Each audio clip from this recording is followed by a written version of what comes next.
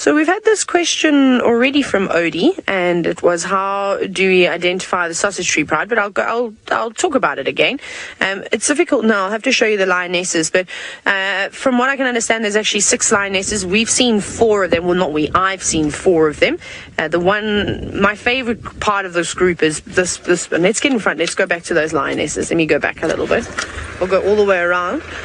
So basically, the one girl, I think she's fairly young. Her ears are a little bit neater. There's a couple of nicks out of them. And then the older girl, who was the one that stayed behind with the cubs, she's got very, very, very, very tattered ears. And I'll go and show you. Let's go around. See, they've stopped. They're waiting for the cubs to carry on. I think the cubs have been distracted by the vehicles. They're enjoying us way more. So I'll find a good spot where we can see both the girls' heads.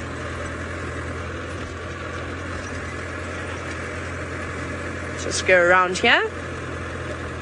So this is the one I'm talking about, the one that I think is, oh no, she sat down. The one that I think is slightly older. The one on the left. And if you look at her ears, pick them up. Both of them have sort of got those notches on the top. You see that there? So they're older girls. The big lionesses too, they're not particularly small. Like I said, they're strong, they're fit, they're really, really healthy. And this is also the one that doesn't like the hyenas. I've seen it also a couple of times now where she'll spot a hyena far away, really not causing her any problems, and she stalks them and chases after them. So she's obviously had bad experiences with them. And then the other lioness, you can look at her ears as well. They're not quite as tattered, but you can see here and there a couple of nicks. I haven't noticed any other prominent features on these 2 girls, but perhaps you can see something, and if you do, you can always let us know. #SafariLive. But this girl's slightly smaller.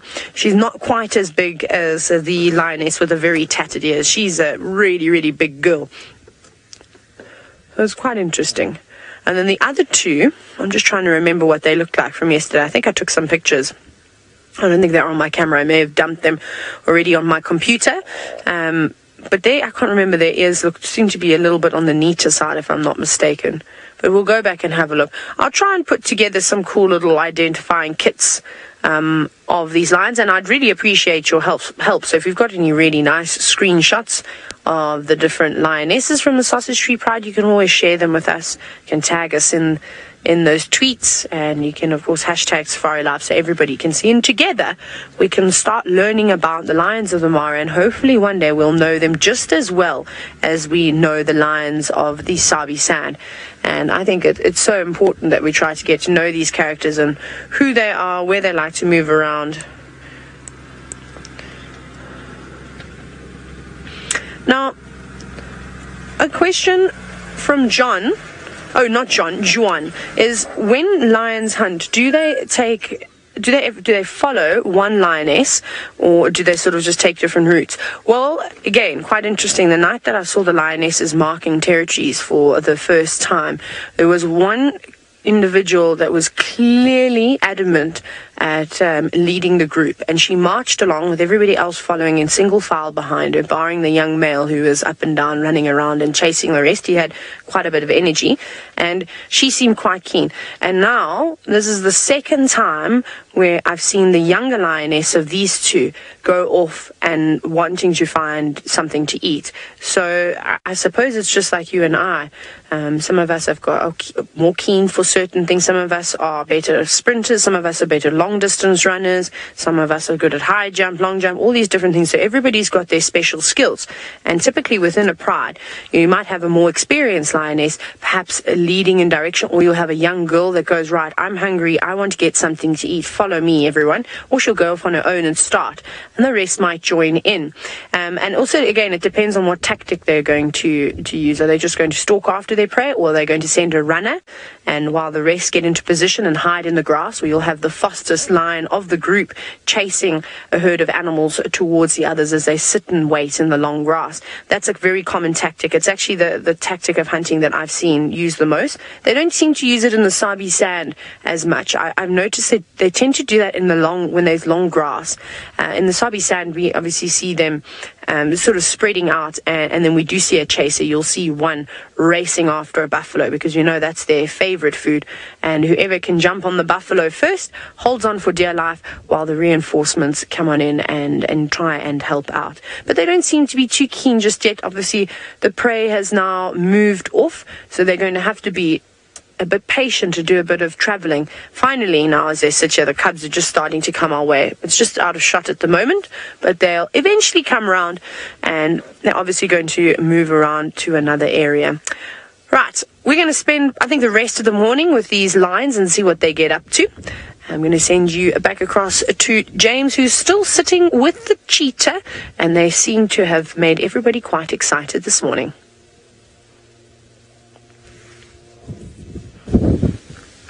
They certainly did make everyone excited, and they still are excited. And there is a hyena that is leaving the scene now. He's been sitting here watching the cheetah, wondering if they're going to hunt. There they are. They have not decided to hunt anything just yet. And then I was rather hoping to show you what I think is a Montague's Harrier, but it hasn't taken off out of the grass yet. We'll just keep an eye out and see whether it doesn't leap up into the air, into the oncoming breeze. Now, the reason we are not getting any closer is simply because there are a lot of other vehicles around, and they are taking pictures from quite a respectful distance, and so we are remaining a little bit far away from them. They're remaining at a respectful distance because they're afraid of getting stuck off-road, not necessarily because they feel a great deal of sympathy for being too close to these cats, who don't generally mind anyway. So that is the state of play here. I think we will probably sit here for another 40 minutes or so, and then start winding our way back towards the Musiara Gate, and then home. But for the meantime, we're just going to give these chaps one more opportunity to see if they can't catch themselves something to eat. There's the hyena again, right next to us, hoping equally that the cheetah will catch something for him to eat.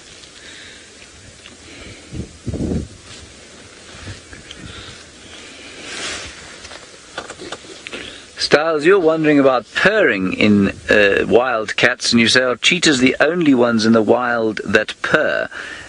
Styles, yes, as far as I know, they're the only big cats that purr. But of course, when we're talking about wild cats, we are also including serval and African wildcat and caracal, and they all purr to a greater and lesser extent. So cheetah's the only big cat that purrs, but the others do purr. The little ones, not the big ones. The big ones belonging to the genus Panthera do not purr at all. That's tigers, leopards, lions, jaguars, snow leopards. Yes, I think. In fact, almost certainly.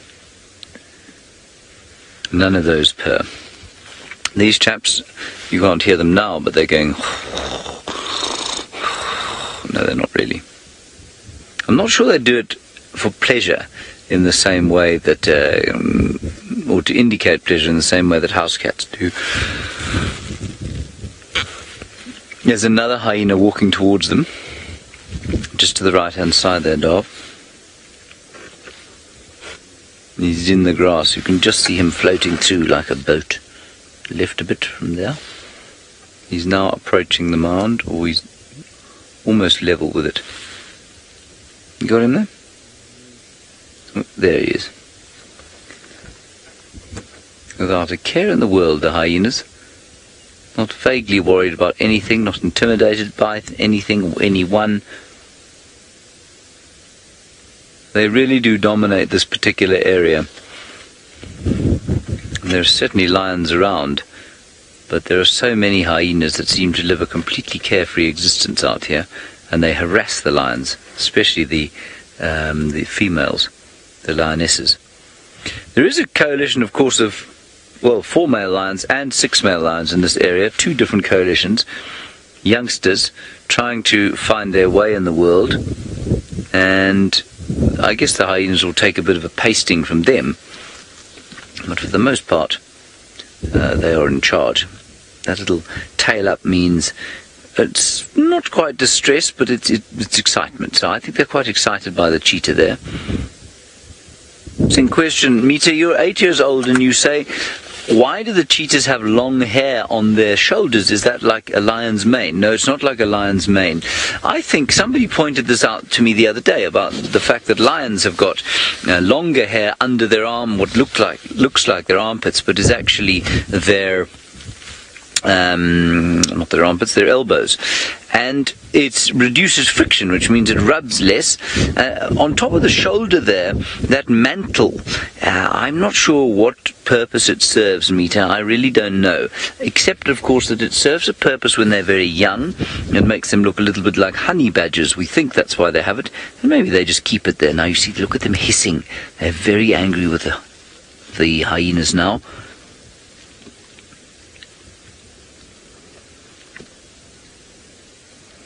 And they pose no physical threat to those hyenas whatsoever. The hyenas do to them. And if the hyenas were able to, they would catch them. But there's no chance. You can see how they haven't even bothered to stand up, the cheetah. They know that they're so much faster.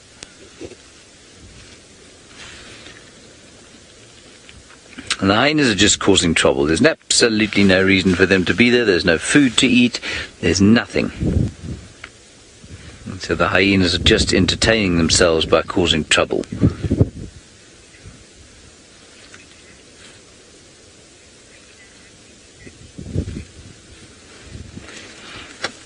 Tina, you say you're interested in whether or not these hyenas have got natural predators other than man.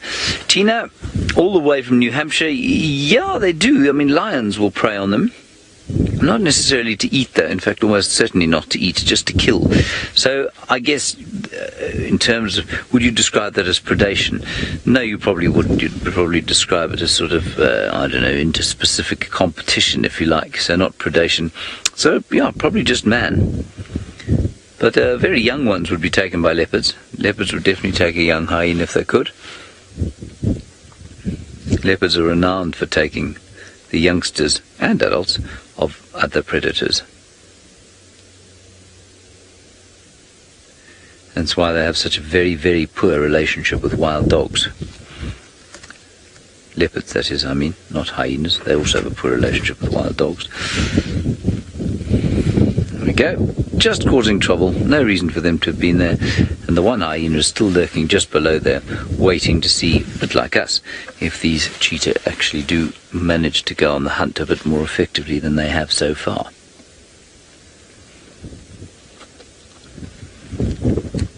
So like I say, we'll be here probably for another, I think, 30 minutes. And then we'll head on and see if we can't spot some elephants and lions and that sort of thing on our way back up the Mara River towards the northern extremity.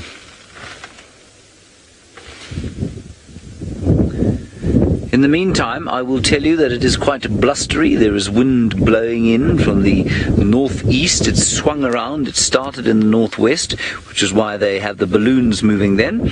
And it's now swung to the northeast, and it's bringing in yet more cloud. I'm sure we're going to have even more rain later on today. Let's head back across the Sabi Sant and the spotted little chief. Right, we're on the move. Well, the little chief is now on his patrol and is trying to find something to eat, and his ears are perked up, tail is wagging, so I don't know what he's seen, but he's seen something. I love a leopard's tail. It's the best thing about them when they are hunting, because it just gives away exactly what they're thinking. You can see there's excitement in that tail, and the tail wants to go forward and wants to go and find whatever it is that he's seen. But for now, it's time to settle. Fair enough. He's been eating already, but it was something that he spotted from the termite mound that we were on just now, because he came down and walked straight in this direction and was posturing as though he was stalking. So I don't know what exactly it is that he's managed to find or see, but now he's found himself a little termite mound to sit on. And it's nice for us because it's not every day that you're eye level with a leopard and you can see him so clearly like that. It's a beautiful actual place for him to sit, because we can see him perfectly through that gap, which is quite nice.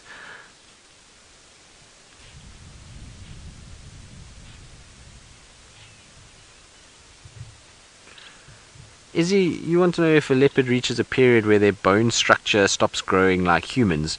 Well, yes. So you'll find that older male leopards, they don't continue to grow. Once they reach about 7, they pretty much fully grown individuals. So between 6 and 7, their bone structure is pretty set. They're not going to grow too much more than that.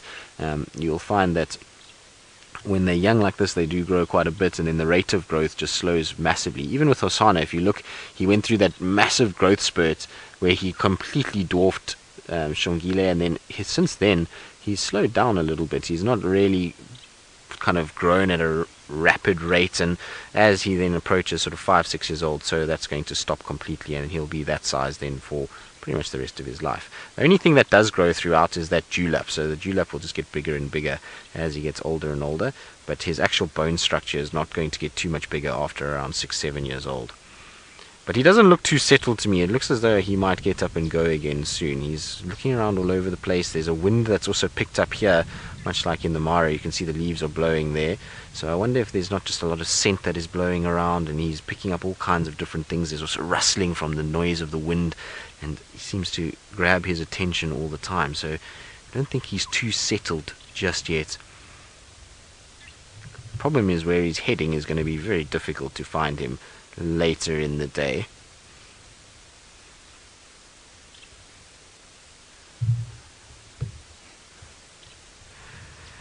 Chitty Chatty Meggy wondering how much a leopard weighs and what I think the weight is of Hosana. Well, big adult male leopards in this ecosystem can weigh close to 200 pounds, so 90 kilograms, 95 kilograms for a really massive individual. Most of them will weigh about 80 though. So 180 to 200 pounds for the big males. Females will be about 100 to 120 pounds at the most in this area.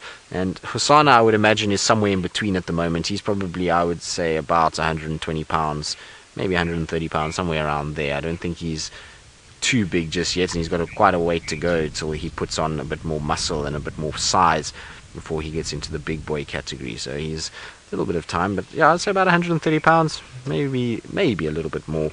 If he's had a meal like he has now, he might find there's a little bit more weight on him after consuming a bit more, but other than that, I would say roughly in that area.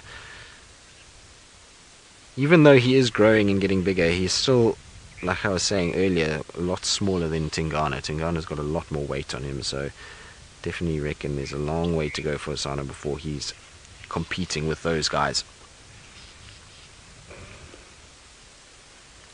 Wonder what he's watching inside there. There's something that's piquing his interest in this thicket. It's very dense behind there, so I'm glad he stopped where he did, because I was a bit worried if he went down where he was heading, we're not going to be able to follow him really too much further than that. So I'm glad he stopped on the mound and is now just posing ever so regally for us. He looks very leopard-like, doesn't he, on that mound? What is the tail notice now?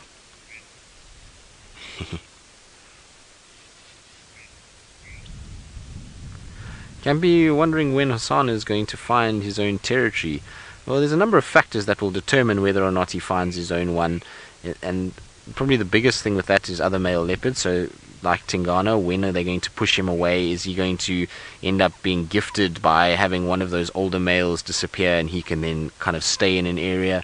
But theoretically, male leopards generally start forging territories and making their territories from about 4 years old, if they're lucky, but most of them really only become territorially dominant at around 5.5 to 6 years.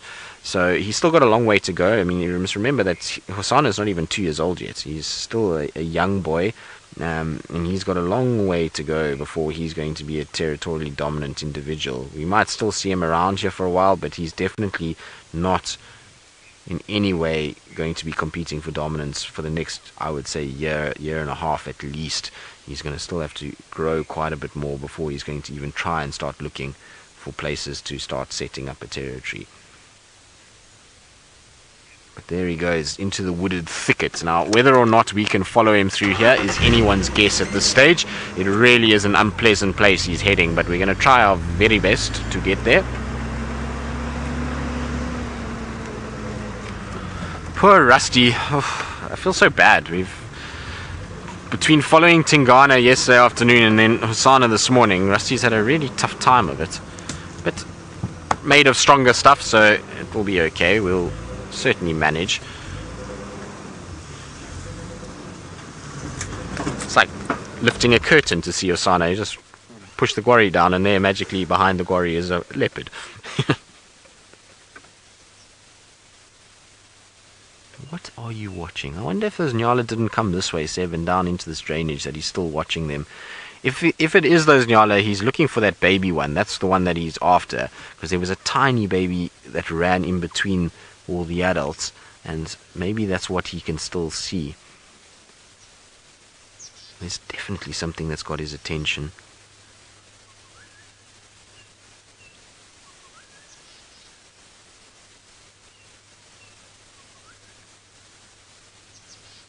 See, he's just listening. Look how he's keeping his body quite low. Tail's also not being held too high. So that's generally a cat that's busy looking at things. There's also a termite mound up ahead here. I wonder if there's maybe not some dwarf mongoose that are moving around. That will also pique his interest. Let's keep up with him. Have you decided that's where you want to sit?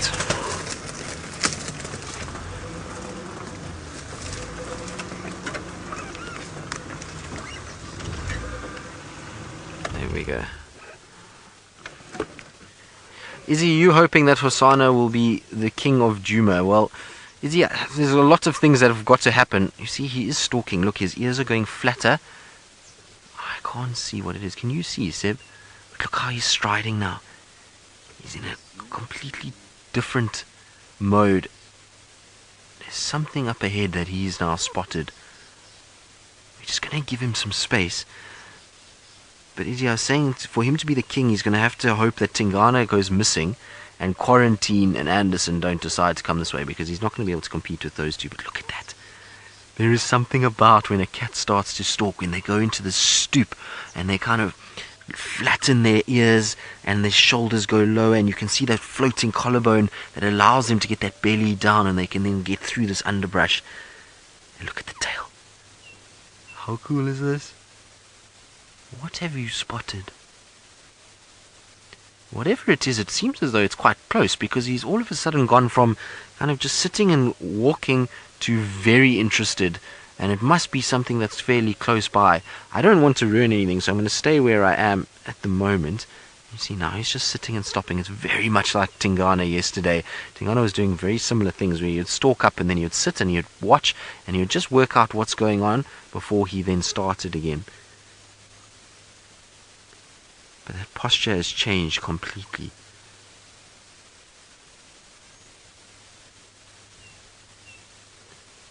Let's see. I still can't see anything for the life of me. I'm looking everywhere. Maybe there's a little antelope somewhere in there, like a steenbok or a duiker, that he might have seen. There he goes again.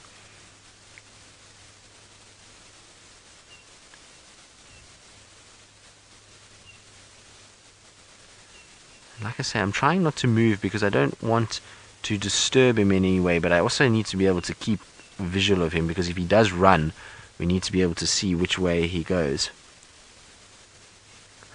So some of you think maybe scrub hair? Could very well be. He's still moving. He's quite far from where I am now, so I'm going to try and just catch up with him, because I can see he's trotting now.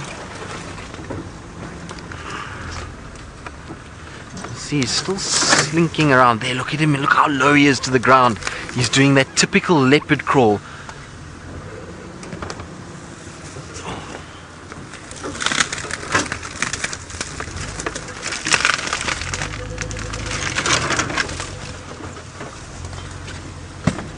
So as long as we can get into this gap, then we're fine, because we can sit and watch him. Look at how close he is. Look at that, Seb. He's so close. There's the duiker, and Hosana is lying just beneath that duiker. He cannot be more than, I would say, 4 meters from that duiker. And the duiker has no idea he's there. There he is. You can see him just sitting. How he got from this side to there without that duiker seeing him, I have no idea. But there you can see his bum just in the left corner and the duiker just in front. That is as close as you could wish for. Now he's going to sit flat and hope that the duiker walks closer towards him.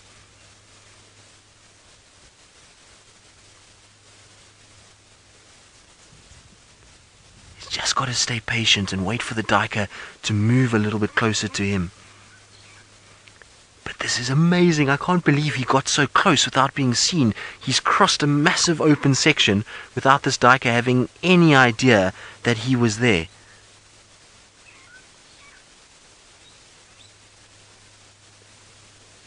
Now he just has to, like I say, show a bit of patience. It is amazing how close he is.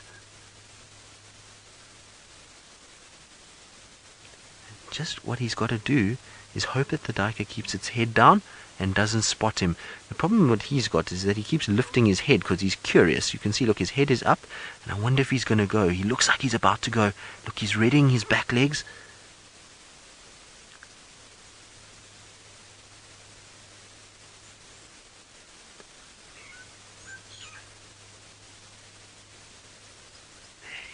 He's thinking about it. He's just popped his head up just to see where the duiker is going. Now he wants to make a move. Look, he's up and moving towards the duiker. You see? How cool is this? And look how carefully he's placing his feet. Careful, Hosana. Now we can't move from where we are now because we will disturb what's going on. So it's going to be a bit thick and bushy, unfortunately. But I think Hosana is getting himself into prime position. Look at how he's slinking along. Look at that. How incredible is that? See how careful he is with his paws as he goes. Now it just goes to show how opportunistic leopards can be. Look, he's got himself behind a tree so he can move a little quicker now to get round the tree. I can't see the duiker anymore. Can you, Seb? Oh, there it is. It's there behind. I can see it now. There we go. So you see, look how he's using the tree to his advantage and a thicket. And all it is one bound. That duiker is coming out right in front of him. It's, I would say, maybe 2 meters in front. You can see its head bobbing there, just in the right-hand side. There it is.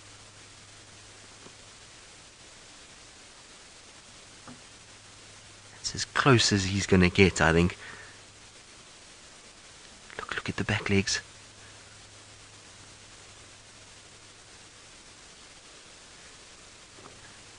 Siberia Zumi, you say the theme song is playing in your head, but I think the duiker has spotted him. I think the duiker has seen him. You see the duiker is looking right at him. Yeah, the duiker has seen him. Now the duiker's got a choice. It either sits still and hopes that this leopard hasn't seen him, or it turns and runs. But I don't know if Hosana's... No, there goes the duiker, and unfortunately that's it. Oh, Hosana, you were close. Very close. That's the way it goes, though. If they got every single one, it would be difficult. But there he goes. He's going to carry on. What's he found there? He's sniffing around where it was. Sure, it was very close.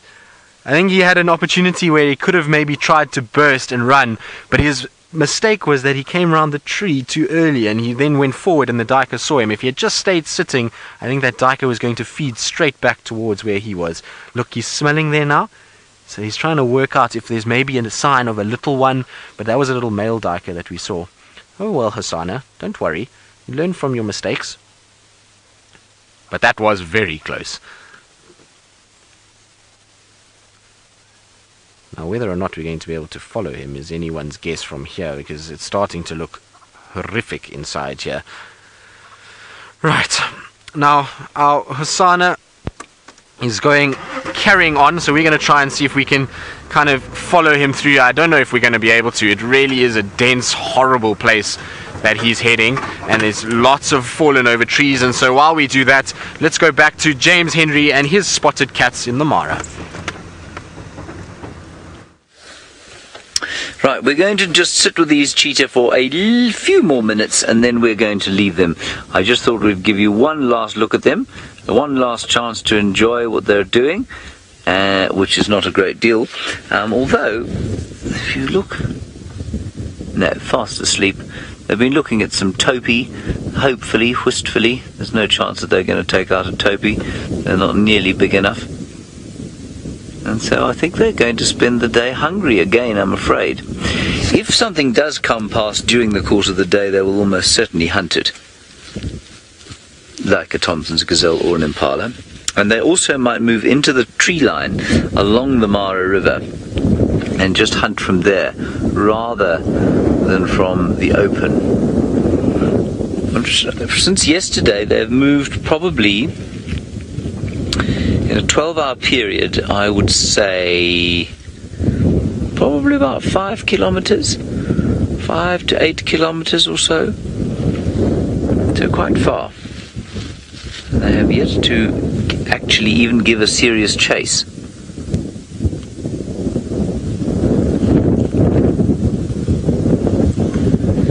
Kimberly, you're wondering if only female cheetahs hunt. No, not at all. Males hunt, they must hunt because they don't live with the females and so they don't scavenge. And they hunt very successfully. And there's a group of 5 not far from here called the 5 Musketeers, and they hunt wildebeest together and much more successfully than these females have managed to hunt. So they heard something behind them. It's exactly the same time. But they've relaxed since then. So, absolutely the males hunt, and they don't live anywhere near the females. So, it's very much a situation like with leopards, where a male territory will overlap a number of female territories, and sometimes they're not even very territorial, depending on the activity of the lions and hyenas of the area that they live in.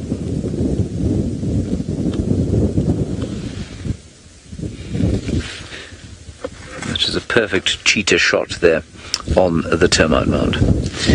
Alright, we're going to leave these cheetah. We're going to head up towards the northern parts of the reserve, see what we can find there. In the meantime, let's head across to Taylor, who I believe has got some potential pork action. Some potential pork action is definitely on the menu. That makes me think, what's for breakfast? I wonder. But no potential pork action just yet. There is one warthog that I don't really know what it's doing. It's turning around in circles, and then it's eating, and then it's up again, looking around. It's one of the warthogs, I suspect, that we had earlier. And it's now walking away. It was walking in the direction of the line. And it keeps changing direction, in fact. It seems to be enjoying grazing in that spot over there. And the lioness is watching in the distance, but she's very, very far away, as you can see. Like I said, so we're also exceptionally far away from all of the animals, keeping our distance, as we do not want to disturb a hunt. But quite exciting nonetheless. She seemed very determined to head off in that direction and catch something. They're hungry. They look like they need a meal, and if they're looking like they need a meal, they can't really produce enough milk to sustain the hunger of the younger cubs. And I think that maybe that's another reason why this younger lioness is so keen, is because she's the mother of the youngsters, the real little ones. So she knows she's got a job ahead of her, and she's got to give 150% all the time. Whether she'll be successful or not, I am not too certain. We're really just going to have to wait around and find out. Where's the other lioness? I'm just sorry. I apologize if it moves a little bit. I'm just looking behind me. I can't see where the other girl is. I think maybe she's just laying down. Is she behind? Oh, she's behind us. Well done, Vincent. She's sneaky. She's looking... Vincent looked over his left shoulder and spotted her. So unfortunately not good for us. Oh, she's going again. She's got to be very careful though. The wind has now dropped to almost nothing. You can see the grass is really just blowing about quite gently. Isn't that incredible? See how she keeps stopping? This is amazing. And this is a tactic that we use when we're walking to an approaching game. If an animal turns away from you, use this time to move and cover ground. So every time the warthog turns around and looks here, she stops.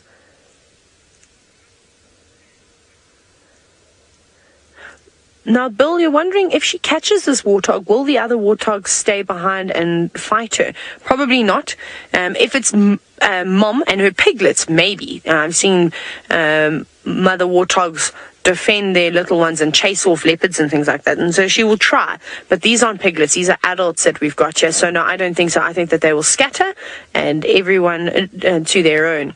She's moving. The warthog's got its back turned towards her. So she's trying to make up as much ground as she can. You just see she's still got quite a distance to go. And we saw earlier what happened, how this plan was foiled. So she's made one attempt. Hopefully she's learnt from her mistakes this time around. As she stopped again, the warthog is looking towards her. The warthog is now moving across. Stop, girl, you're going to get spotted. She's moving too quickly now. She keeps getting a bit excited, which makes me a little bit worried. See, the other lioness is still sitting behind us. Okay, I think, Chantal, I think we can make this work. Let's go live to Facebook. Let's do this. I think it's going to be very exciting. I've also got Maurice in the car with me, but I'm using him at the moment to wipe my monitor.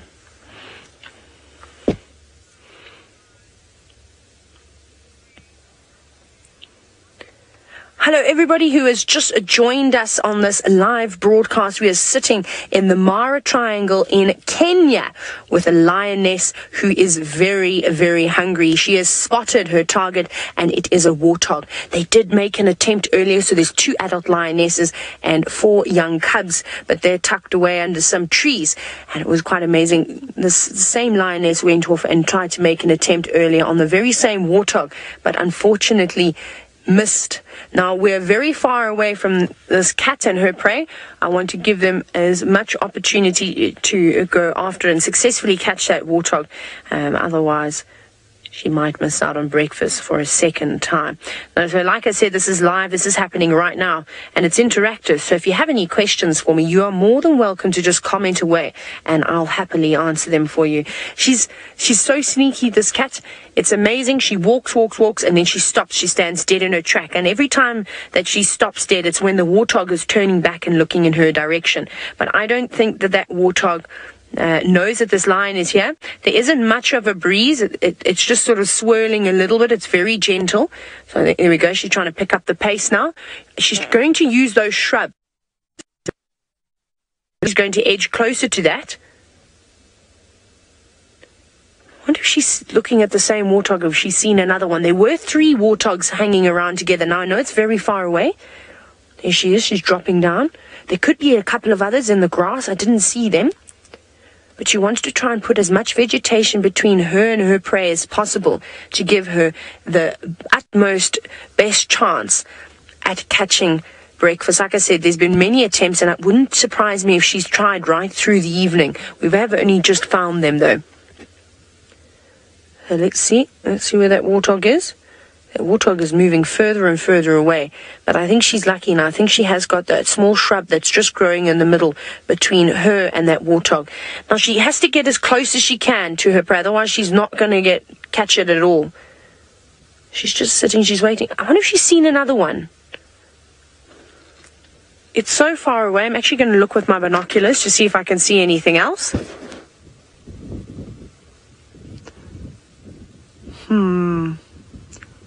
I can't see anything else.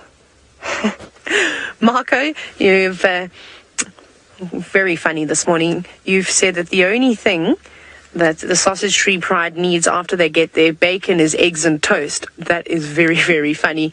Isn't that true? Now, we have a joke amongst us. Of course, we often talk about warthogs being sausages, especially when they're little. Warthog, you are getting dangerously close, going straight towards those shrubs. And I think that's exactly what that lioness wanted this warthog to do.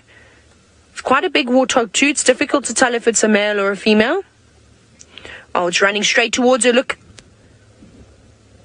She's within only a couple of meters from it now, maybe 10 to 15 meters. Now, that's close enough, but she wants to get even closer. I don't think that warthog knows that she's there. She's sitting very, very quietly. This warthog might walk straight towards her, and that's exactly what she'll want. That's exactly what she wants. This is very, very, very exciting. No, sit down, don't get up. Why has she stood up? That warthog is going to see her. I don't know what else has caught her attention now. There is another lioness behind us, but that's not what we're worried about. Oh, you silly girl. The warthog still hasn't seen her, I don't think. I think it is just on the nervous side. I can't believe that. That lioness was within inches. What are you going to do? Why? It's almost as if she's not interested anymore. She's stalked about 300 meters to get all that way to that warthog, just to stand up in the grass right next to her. I don't know what's caught her attention. Ah, I see the problem. The young cubs are doing what they've been told not to do. Look, Craig, here they come right past us. And that is why she has panicked the way she has and stopped focusing on her meal, is because those young lions, like I said, there were 4 cubs, they've got up and started moving towards her. And of course, she is going to choose protecting her youngsters over a meal. And here's the other lioness. This must be very, very frustrating for them. Of course, they get very, very excited, these animals, especially when you're young and you've got a very, very keen mind. And even though it is just a warthog, they're armed with big tusks and could potentially also harm a lion. You could get gored by those tusks and end up dying. I don't know if that warthog knows that that lioness is sitting there. I don't think it's spotted it at all. Now, they haven't got the greatest eyesight, unfortunately. They've got a better sense of smell. Their hearing's not too shabby. But look at that, sitting maybe 25, 30 meters apart now that warthog has moved off. Come on, tell your cubs to sit still. They know better than to keep moving like that. It is very important that they do observe, but they're still quite young. They're not going to be hunting for another year or so. They've got a lot of growing to do. And this is what happens when you do have young cubs around you. It becomes increasingly more difficult to go after food because they don't want to listen. Just like children, they want to do everything else but do what their mother has told them. But soon, they will realize that if they keep doing this, it means that they're going to go hungry and they're going to feel emptiness. Mom's not going to be able to produce enough milk to feed them because they're suckling and feeding on carcasses at the moment. Ah. Now, Louise, you're wondering if a warthog is too big for one lioness to catch? No, not at all. One lioness, I've even seen a lioness taking on an African buffalo all on her own, taking down zebra, wildebeest. So something like a warthog and a big boar can weigh probably about 90, some big ones even over 100 kilograms. But the average size, I would say, is between 80 and 90 kilograms for a boar. Not a problem. A lioness can weigh up to about 150 kilos. But remember, the prides of lions take down things like buffalo. And like I said, I have seen one lioness taking on a buffalo, and a female buffalo can weigh about 600 kilos, a big male, which would be very difficult for one girl to take on by herself. Okay, can weigh up to about 800 kilograms. So the prey that they're normally going after is much larger than theirs. But warthog, you get to see another day. Tail in the air, heading for the hills, not hanging around, just every now and then stopping, looking back, making sure that those lions aren't chasing after it, but they won't.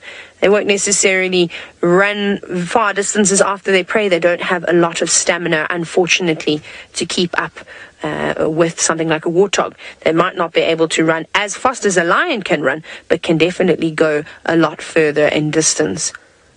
Come on, girls, you got us all excited. But this is what we normally see. This is how it happens, is that lions make numerous attempts that are unsuccessful before they'll eventually get lucky and manage to bring something down.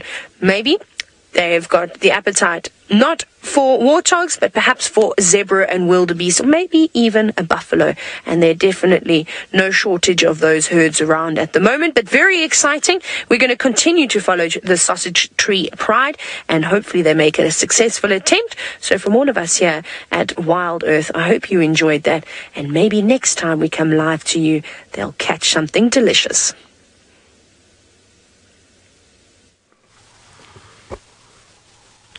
So Hosana has decided now that it's time for some shade. Enough shenanigans. He's chased since you've last been with us, he's chased button quails, he's stalked some nyala, and now he's found himself a shady spot just to rest, which is nice for us because it was starting to get a little bit hairy inside here. There's, as you can see, not exactly a lot of space to maneuver. There's trees all over the place, so I'm glad that he's found himself a little shady spot to rest. Now, it's a bit of a reason why he's sleeping like this is because there was actually a nyala that was around that he was watching for a while, and the nyala started barking. I don't think the nyala could see him, but maybe smell him because there is a bit of a breeze blowing, and the nyala was kind of barking, so he stopped just to look and to just see it, and then as the nyala calms down, maybe he'll then carry on hunting again. I don't know, but he's been busy boy this morning, and he's posed for us ever so nicely, but it looks as though he's now starting to get a bit sleepy, which is not surprising given the time of day and what he's been up to already this morning.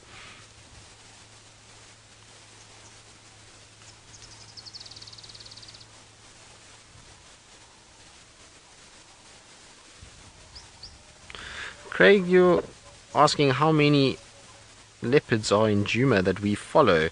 Craig, at the moment, there's, in terms of the regular leopards, there is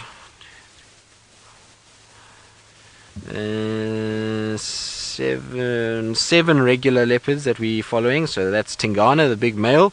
Then we've got Shongila and Hosana, Shadow and her cub, and Tandi and Tumba. So that's the 7 that we see regularly on Djuma.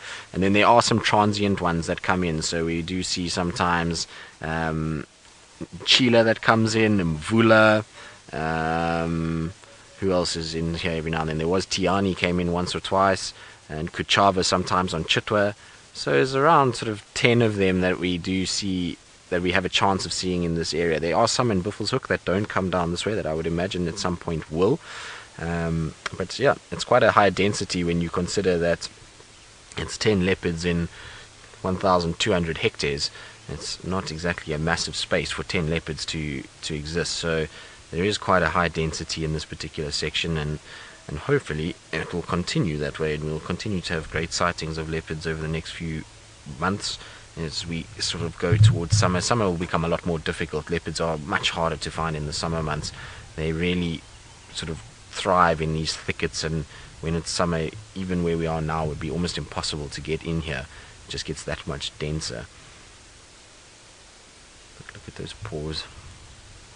Still lots of miles to be put on those at this stage. They're still fresh, so no need to worry about them, and still growing as well. But you can see nicely the 3 lobes on the back, and when we talk about those 3 lobes, you can see on the back of the pad there very clearly all 3 of them, and then those big round toes that they have, or oval shaped toes should I say, that are separated. You can see the fur in between each of those toes, which is different to the hyenas. The hyenas' toes are stuck together, and they'll only have the 2 lobes, so it's a nice sort of indication. You can also see that the back pad is a very oval shape on a male, whereas his front foot would be far more circular in what you see on that.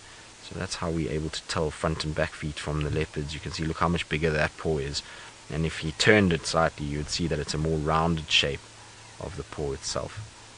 But that head is falling slowly but surely. Oh.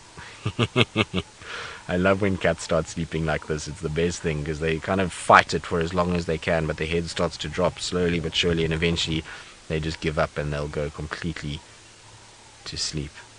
Male lions are always the funniest because they do it a lot.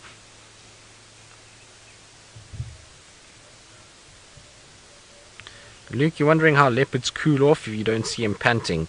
Well, they do pant, Luke. That's how they will cool off, and they do just like dogs. And yesterday, when we saw Hosana yesterday morning, and the day before, he was panting quite heavily.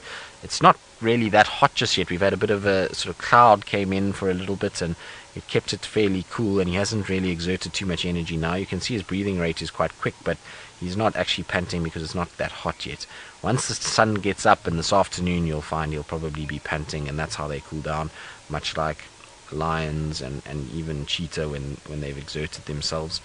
But the best thing for him in terms of staying cool when he's not active is to find a place like he is now. He's got shade, and there's a bit of a breeze blowing. Oh, that head is almost down. Hosana, why don't you just lie? There we go. That's better. So I think that is Hosana for the day. I think he's decided This is where I shall lie and where I shall sleep. I doubt that he's going to be here this afternoon in this particular spot, but I don't think he'll be too far. Right, while we carry on, we're going to leave Hosana. Let's go back to James in the Mara and see what his plans are. Now, we have here a number of very nice antelope going on. We've got the topi, there they are. And then the lesser-known gazelle species, the Grant's gazelle just beyond those, a much larger version of the Thompsons, and I think somewhat ethereal looking. If you are confused as to which one you're looking at, all you need to do is to check whether or not it has a dark brown to black stripe down the back, and the big rams you can see do not have that, and then some of the ewes sort of do, but not really. There's a big black stripe down the side of a Thompson's gazelle, and these chaps much bigger. The Grants with much more impressive horns, totally different species. And we've got a whole lot of buffalo behind them. They're having a very pleasant morning in this, well, quite blustery day. And then we've got a whole lot of elephant behind them. Somewhere in that lot we had lions yesterday evening in the rain, but I don't see them today. I'm not sure that they're around today. Got some impalas, of course, yes, let us not leave out the impalas. We tend to forget about them out here. They are rather splendid, and of course live very interestingly in the ecotone regions here, so they are very seldom completely out in the open. They'll always be relatively close by to the woodlands, because that's of course where they like to live. And then we can go just beyond that sleeping topi, and to the left we've got even some eland in the far background. I don't know if you can see them. I've now lost them, I can't see them anymore. They're straight over there, Dave. Now, Djuma, you're wondering if there are Gerinook here in the Mara. No, Gerinook are almost desert-adapted antelope that look like impala. They're very far away, Dave. And then the waterbuck over there. You'll find them in the drier parts of places like Samburu, where Scott used to be, and where, if you watched our TV show, you would have met Shivani Bala, who is a lion expert who lives up there. They have Gerinook up there. And for those who don't know what a Gerinook is, it looks like an impala with a very long neck. And it's a sort of halfway to a giraffe, not quite, it's about a quarter of the way to a giraffe. It's got this long neck so that it can browse and exploit the tops of trees like no other antelope is able to do. That is the Defasa waterbuck you're looking at there, of course. And as Craig said, that one doesn't have a toilet seat printed on its bottom. It's got a urinal, which I thought was quite amusing, if slightly distasteful. It's not showing you its urinal at the moment. It does have two very broad white stripes down its backside. Right, well, that's the antelope that we can find over here. And I think we shall press on. Let's move on gently.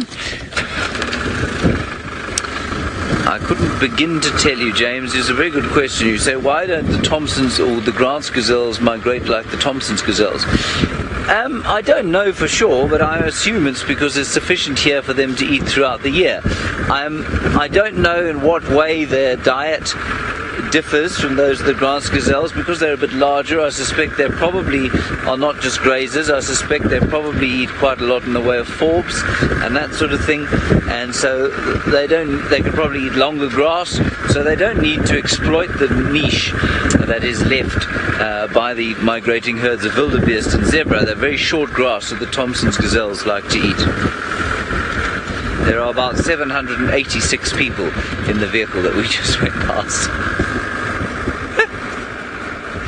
All of them having a lovely time on Saturday morning in the Masai Mara. Alright, Taylor's lions are behaving in a far more active manner than my cheetah were, so let's go back to them.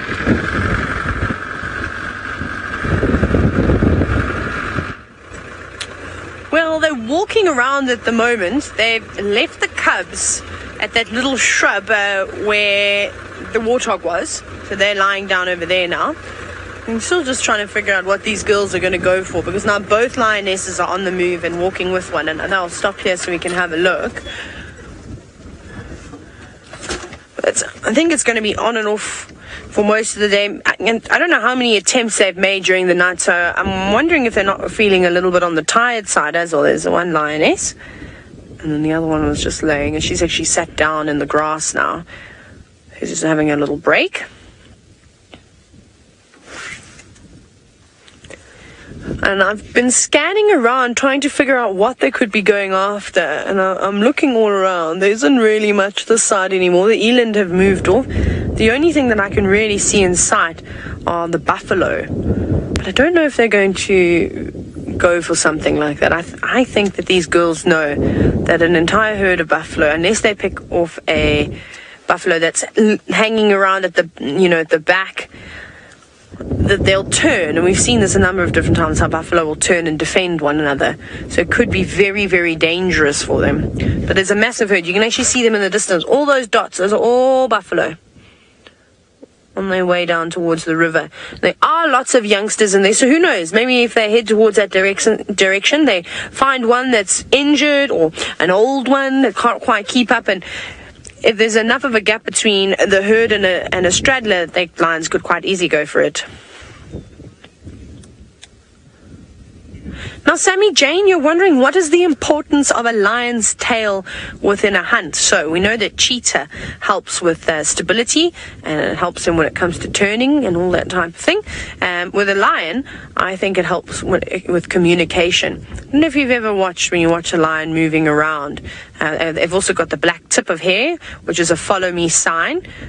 So when they can't make noises, they will use those to communicate. But they communicate a lot through body language, and twitching the tail, twitching the ears. I reckon all these different things could help signal one another when it comes to moving around. But again, there's nothing really that proves this. It's very difficult to prove something like this. So these are all just theories, and it's just, of course, my personal opinion. The one lioness keeps looking back towards the cubs. And it's the one with the very tattered ears. She's seems to be quite nervous about them constantly. She hangs back with them. She spends a lot of time with them, even when the other girl's going off to hunt. And now she's turned her entire body towards them, looking towards that shrub. They're not following, though, which is good. They have listened this time, and they've been told to stay, and that's what they seem to be doing for now. How long that will last, I'm not too sure. These little ones seem to be quite naughty. They're very entertaining, the four of them. But now they're just relaxed. They've sat down, perhaps waiting for something to come towards them. And the herds are constantly on the move. For the zebra, there aren't many wildebeest around at the moment. The zebra, there's no shortage of them, and they may come walking through this area, and they'll be concealed quite nicely in this long grass.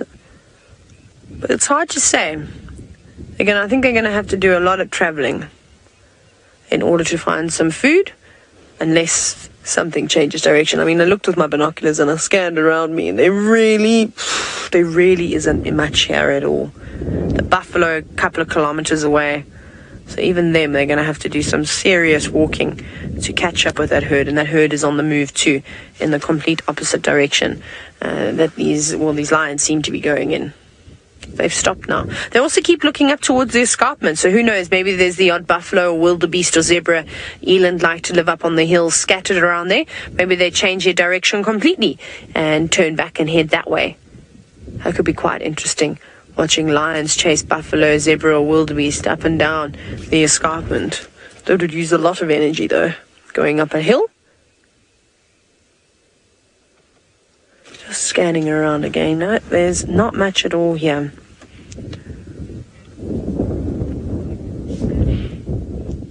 Dakito, a good question from you, and that is, do lions or big cats eat grass like domestic cats do.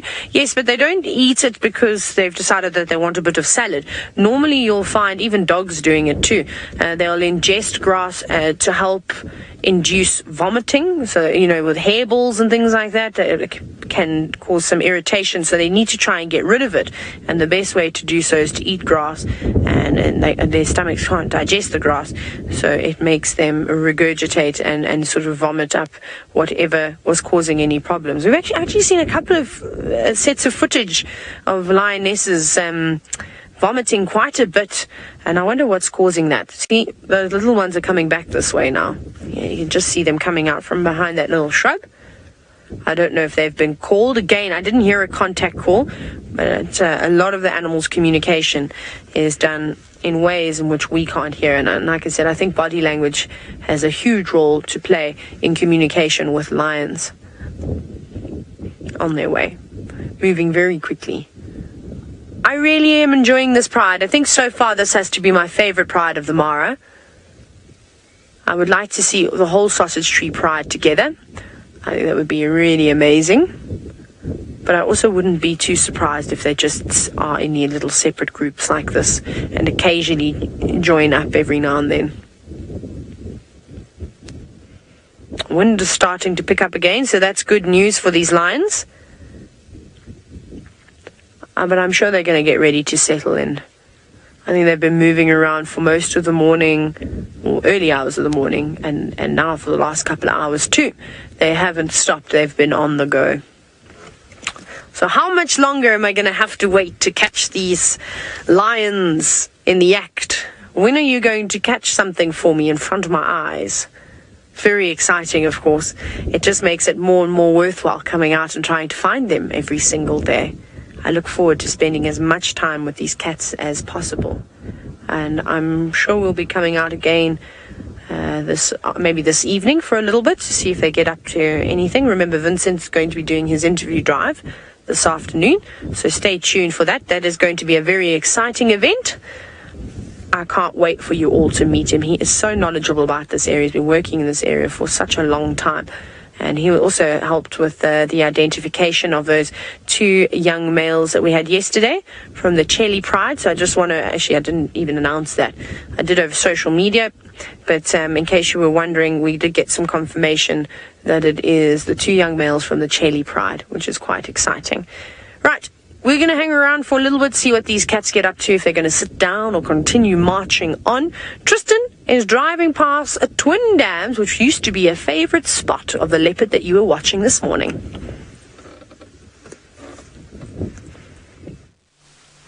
It is indeed, and I'm pretty sure he's going to be here this afternoon.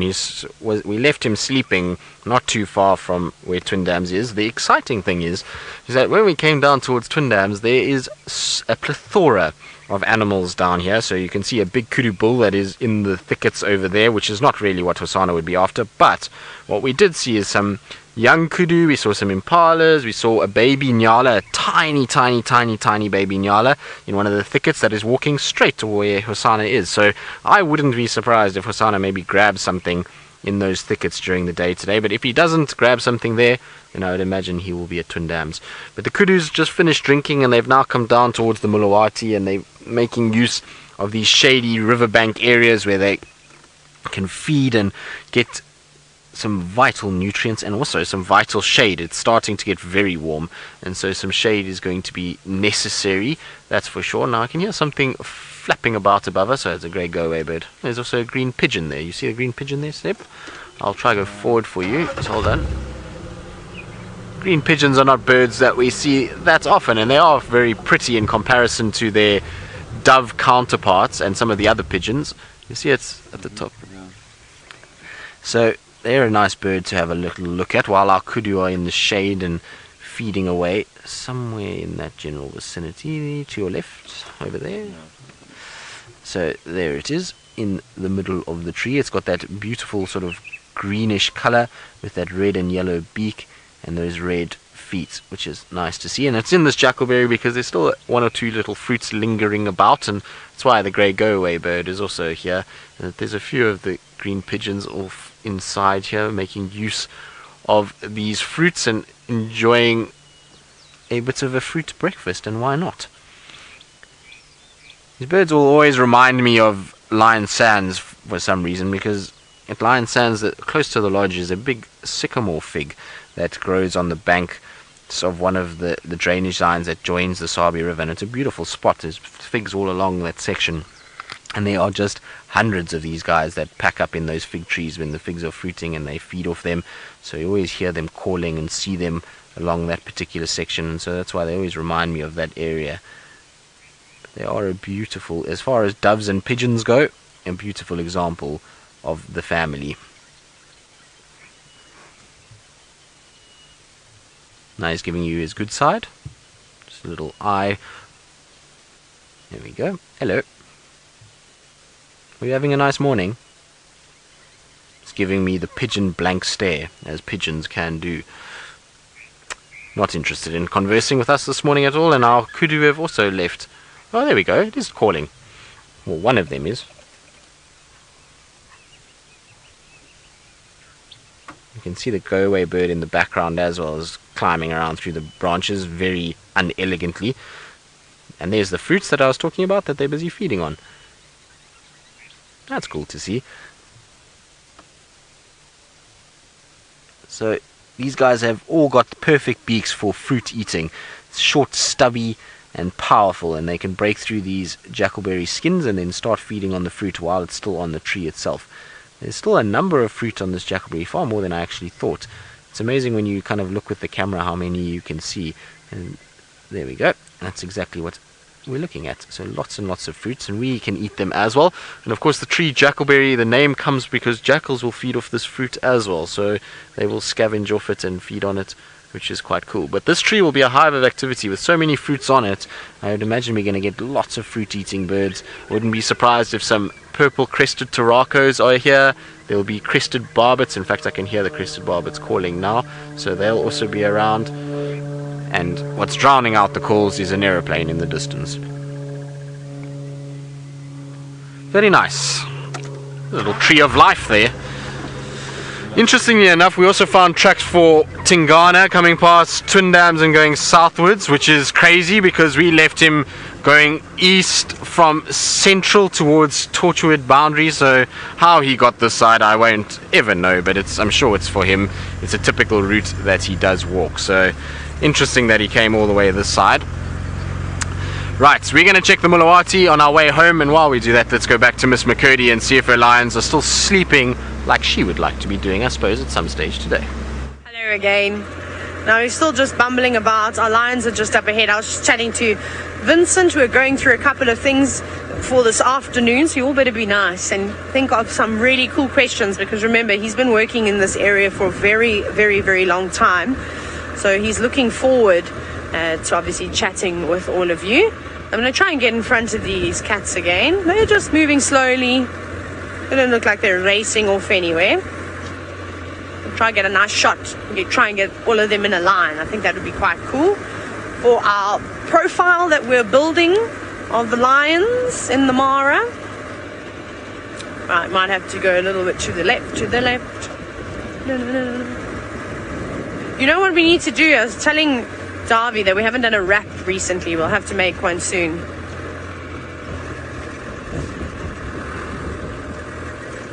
Luke, now you're wondering if there's any diseases that are common for the lions. Most certainly. Feline AIDS is a big one. There was a massive outbreak a couple of years before I was working in the Lozambizi National Park. Funny enough, we were just talking about it. Canine distemper, that can come through and wipe out massive populations of a variety of different animals. Mange's not quite a disease, but it's one that we see affecting the lions quite a bit in South Africa. It's a parasite, of course, and normally affects them when they are weakened as well. And then a recent one that we've just learned about is the white muscle disease, which is a deficiency of vitamin E and selenium. And that, of course, was due to the fact that the herbivores that the lions were going after were not getting sufficient sufficient nutrients. And unfortunately, this was started affecting the lions. And I like to describe it, the first thing that I saw, that I noticed, is that they were obviously weak, and it was like their hips were caving in, as if you would see an old dog with hip dysplasia. It looked very much the same. I just brought back terrible memories of of a German Shepherd that I used to have many years ago. And so there's a variety of different things out here that can, of course, affect them. Rabies, that's another one. I just want to point something out. Look how light this cover is. I don't know I think I may have been talking about it off air. It was quite interesting, but every time I see it, it looks lighter and lighter. It's not a white lion, though. It's just got a slightly different color variation. Isn't that cool compared to the others? That's quite nice. Maybe it's genetic being passed down from maybe the mom or the dad's side. I don't know who would have fathered these cubs. Maybe the Triangle Boys, or perhaps the Musketeers. I don't really know. Okay, we'll go around again. We'll go behind them. We'll go the other way this time. No, Cable, stay in your spot. Where are you marching to? Where are the animals? Woo! Over some termite mounds we go. Just small ones, not particularly big, so it's okay. So nice to mainly be able to just drive and not worry about ducking under trees and getting whacked in the face. I'm definitely enjoying that. That's really quite nice. Oh, those off-roading days in South Africa. Okay. We'll go all the way around again. I'm also still scanning to see if I can spot if they have seen anything else, but it doesn't look like it just yet. The lion's eyesight's much better than mine, so don't take my word for it. They may have spotted something. You're coming to a main road, lions. But I think everybody's... Oh, no, most people do all-day safaris out here. We're just about to end our safari. We're going to turn now, and I'll show you the lions in 2 seconds. Yeah. Oh, it's going to be lovely with some trees. Oh, so beautiful. Isn't that stunning? Sorry, I always make Craig's job hard for him. Parking on the most unlevel surfaces. Sorry, Craig. But there the two girls are leading up the front. Looks like the older one at the back. And actually, look at the lioness, the younger lioness. She's also not too pale, but she's got some pale spots. We were actually discussing this, and I was talking about this. I think I was talking about it to David the other day. But look, actually, can we have a look at the girl on the right? When she stands up like that, she's got quite a bit of white on her, don't you think? Even on her neck. Obviously, the underside of a lion is much lighter than the top. That's very important, or gain camouflage. But those dark bits help camouflage with the grass quite nicely. Though at this time of the year, with it being so yellow, the white bits are actually not doing them any bad either. Ooh. Izzy, you're wondering what size are those little cubs when they're born in terms of weight? Oh, I don't know. Small. Maybe a kilogram? Maybe even just less than a kilogram. I'm just guessing. I have absolutely no idea. We'll have to search the interweb for that weight. I'm sure that it actually wouldn't be too uncommon. I think lions that are born in zoos, they'd probably will have statistics like that. So you might be able to find that for me. So if anybody can quickly pop it in on the interweb and search for how much does a lion weigh when it is born, that would be most fantastic. Hashtag Safari Live, and then the directors will read me the answer. But I'm going to go with about a kilogram or so, maybe a little bit less than that, 500 grams to a kilogram. But they're tiny when they're born. Maybe I'm completely off. Maybe they actually weigh even more than that. Off they go, marching, searching for their next meal. No meal in sight, though. Come on, girls. You're going to have to walk for quite some time, I think. Let's see. I think I've seen a giraffe. Where did that giraffe go? No, it's not. It's a tree. Spotted a tree giraffe. Okay, let's go around again.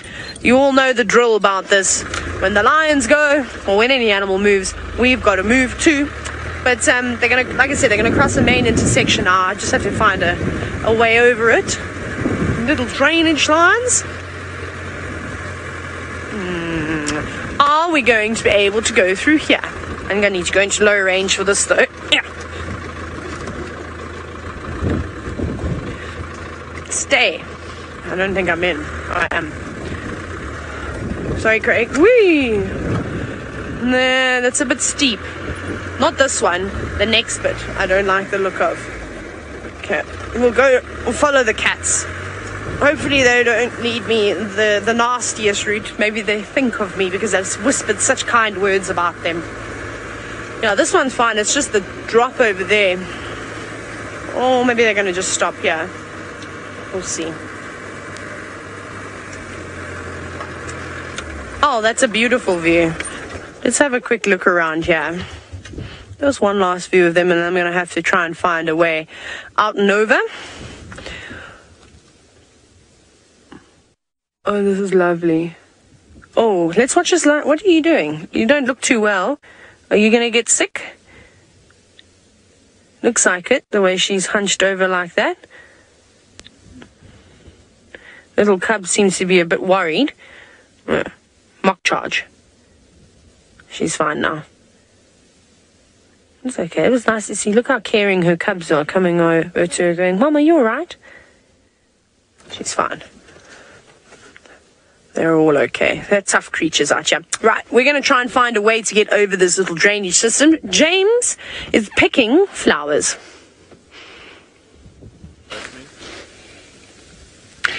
Right, we are now doing a very special segment, Out of the Car. Here I am. Hello. This flower is called Cycnium tubulosum. And you might say to yourself, how do you know that, James? And I would say, well, it's because Judy H. told me. It's also called a flay ink flower or tissue paper flower. Tissue paper, flay ink or Cycnium tubulosum. And they've popped up all over the clearings here of the Masai Mara. And I got out of the car to see if it smelt like anything.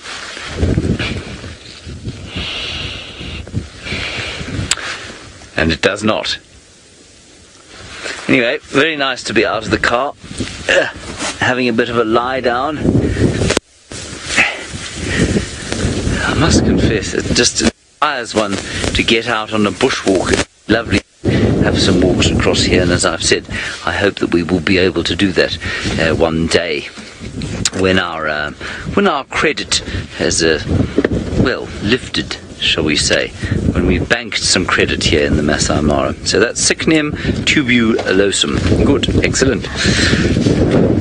Now we're heading close to the gate.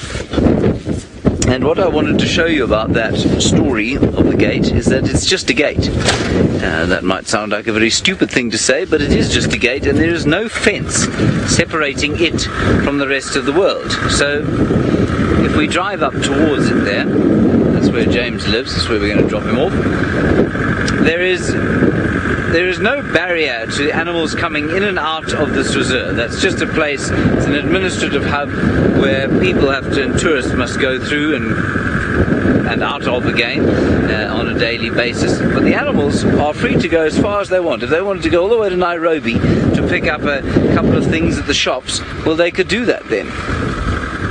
They don't. I mean, it's unusual to find sort of warthog like those ones over there at the local Nakamut looking for sort of bathrobes and that sort of thing. You can see that I'm overtired now, I'm going mad. Warthogs in bathrobes in Nairobi. Things have really taken a turn for the worse. So that looks like I'm not sure what it looks like actually. Let me look with my binoculars. Yeah, it's a boar, but it's ladies.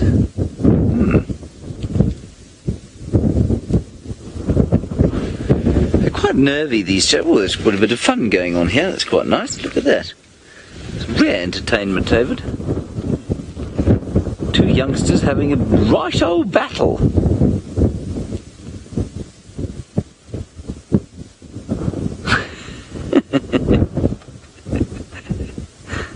That's a proper run they're having. Marvellous. Oh, the big chap's getting involved. He doesn't know what's just happened. Where are you going? He says. Can't have you behaving like that. That is the most Pumbaa-like run, isn't it? They really did get that perfectly right in The Lion King. Now, I believe that Tristan is attempting some birding. I'm not sure that how Tristan attempts birding. I think Tristan's probably quite very good. I think Tristan's very good at birding. Oh, James Henry, thank you for the compliment, but I suppose that your birding is as good as any, I would say, and unfortunately our birds just didn't want to stay with us this morning. They flew away, which is okay.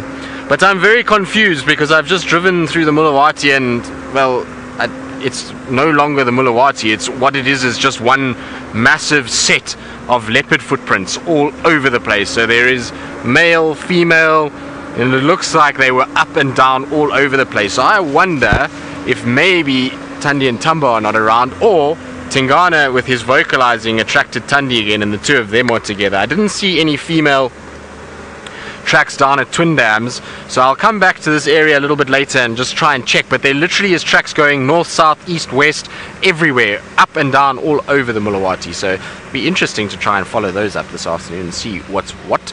With Hosana heading into that area, it might be a nice trifecta of leopards that we could see in that section. Wouldn't that be nice to have three of them all together? I think that would be a wonderful way to finish Catterday this afternoon. It's been fairly successful anyway. Another trifecta drive. It seems to be the way things are going at the moment, which is fantastic. It's James with his cheetahs and Taylor with the lions, and well, we've had a little bit of luck with some leopard as well, so it's really going quite nicely, and it just shows you how well these two areas complement each other. We've got the sort of dense, thick, close, intimate sightings here at Djuma, and then on that side has got all of these cats that are roaming in these big open plains, and the two together just work splendidly well. And well, if you throw James Henry into the mix, then you've just got a star-studded lineup with the cats as well. But we are slowly but surely making our way home now. It's starting to get quite warm, and we've been absolutely smashed by trees today. I've got any number of cuts all over my legs at the moment. I unfortunately drove through a knobthorn and a buffalo thorn, and I wasn't really paying attention, so both of them got me. So I've got a nice sort of scarred, marked leg. I almost look like a hippo that's been fighting too much. I suppose after winter we are round like hippos, aren't we, Seb? We've been eating too much of happiness and Amanda's food.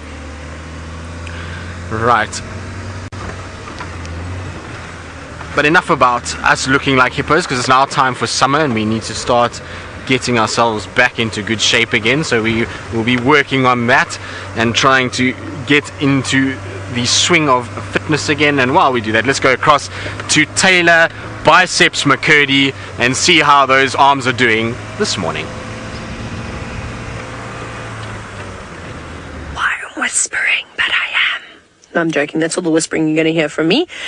So exciting. Remember how I said to you I thought I'd spotted a giraffe? And I said, oh, no, it's a tree. I should learn to judge myself a bit better. It was a giraffe. It wasn't just one giraffe. There were three adults trying to get you a view. But down there, there's also some baby giraffe. There are two giraffe calves, and they're quite tiny. I'm just trying to remember where they were. Oh, to the giraffe on the right, the middle one. Other right, Craig. There's that one. There's a baby giraffe. So there's one. There's two. So you can see the one on the left, and then the other one is standing just underneath Mom. And they're tiny.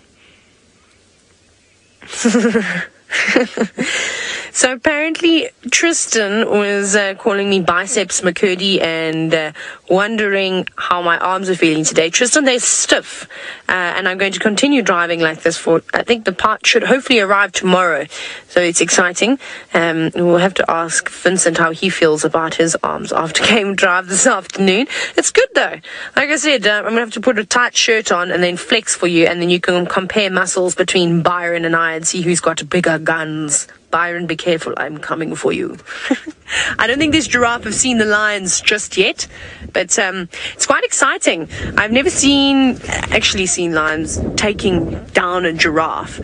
Is today going to be the first time? They're looking in their direction though. I think they'll be looking at the adults. I think going for a giraffe calf would be a much easier option. So maybe that's what's going to happen, but they're still quite far off. The cubs again are up and down. I don't really know with them. They just seem to follow the adults all the time and not want to listen at all. Yeah, see, there's a little one coming towards one of the lionesses. but she's fixated on them, which is good. That would be absolutely incredible. Very sad at the same time, of course, because giraffe are beautiful creatures, especially when they are little. They are very precious to look at. But a lion has to eat, and she has got young cubs. So it's just one of those things. Nature can be cruel, of course.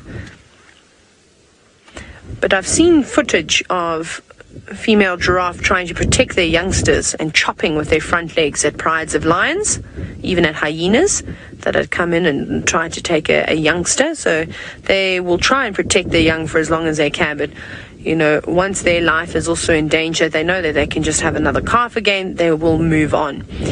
So this could be quite exciting. It could go either way for the lion or for the giraffe actually harming the lion. ML, you're wondering if you're saying, isn't it time that Maurice says hello? I suppose. Would you like to see Maurice? Craig, have you even met Maurice yet? There's Maurice. Maurice is about to watch his first hunt. Are you excited? So ridiculous. Maurice, my little safari travel companion. I almost need to make a little spot for him on my shoulder, and then he can just really sort of sit with me on the safari. Isn't that great?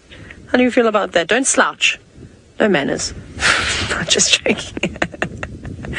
Right, you can go in your little cupboard. He lives under the dashboard. Oh, can't even speak. Well, wondering what's going to happen here. They've got the wind in their favor, these lions, but they're very far off, and the giraffe are actually moving away. Like I said, the giraffe have not seen the lions. Giraffe have got exceptional eyesight, though, so it is going to be a challenge for these girls. They really are going to have to keep nice and low to the ground if they want any chance of staying what am I trying to even say here? Well, without being spotted. There we go. We'll just say it like that. But it's been a very exciting morning from all of us in the Sabi stand, with Tristan, of course, seeing Hosana, a lovely young male leopard, and, well, cheetahs, lions with us, and all sorts of other wonderful animals out here. And I think that this afternoon is going to be an exciting one. Maybe these girls will wait to hunt and wait for the show to start. Remember to join in for Vincent's interview drive. But from all of us here, we wish you well.